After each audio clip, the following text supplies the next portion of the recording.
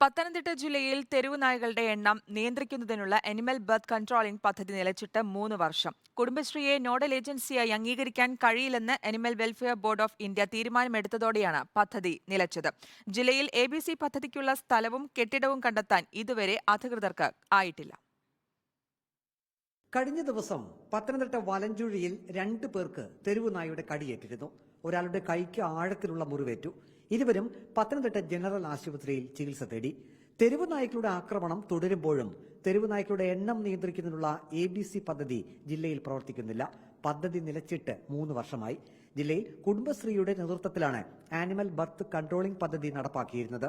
കുടുംബശ്രീയെ nodal ഏജൻസിയായി അംഗീകരിക്കാൻ animal welfare board of India തയ്യാറാകാത്തതിനാൽ പദ്ധതി തുടരാനായില്ല. കുടുംബശ്രീയുടെ ABC പദ്ധതി ഹൈക്കോടതി സ്റ്റേ ചെയ്യുകയും ചെയ്തു. പദ്ധതി തുടരാൻ സർക്കാർ അടിയന്തരമായി നടപടി സ്വീകരിക്കണമെന്ന് പത്തനംതിട്ട നഗരസഭാ കൌൺസിലറും മുൻ നഗരസഭാ അധ്യക്ഷനുമായ സുരേഷ് കുമാർ പറഞ്ഞു. തെരുവുനായ്ക്കളുടെ ശല്യം ക്രമാതീതമായി വളർന്നുകൊണ്ടിരിക്കുകയാണ്. ഓരോ പ്രദേശങ്ങളിലും തെരുവുനായ്ക്കളുടെ ഉപദ്രവം കൊണ്ട് ജനങ്ങൾ ബുദ്ധിമുട്ടുന്ന ഒരു കാലഘട്ടത്തിലേക്ക് പോയിക്കൊണ്ടിരിക്കുകയാണ്. അപ്പോൾ ഇതിനൊരു നടപടി ഉണ്ടാകുവാൻ തദ്ദേശ സ്വയംഭരണ വകുപ്പും മൃഗസംരക്ഷണ വകുപ്പും ഗവൺമെന്റും ഉണർന്ന് പ്രവർത്തിച്ചില്ല എങ്കിൽ വലിയ പ്രശ്നങ്ങൾ ഭാവിയിൽ ഉണ്ടാവും എന്നുള്ള കാര്യത്തിൽ ഒരു തർക്കവുമില്ല. 2019 ലൈഫ് സ്റ്റോക്ക് സെൻസസ് പ്രകാരം 75,000 നായ്ക്കളാണ് പത്തനംതിട്ട ജില്ലയിലുണ്ടായിരുന്നത്. ഇതിൽ 61,000 വളർത്തു നായ്ക്കളും 14,000 തെരുവു നായ്ക്കളുമാണ്. 2022 ഈ എണ്ണത്തിൽ 20 മുതൽ 30% വരെ വർധനവുണ്ടായിട്ടുണ്ട്.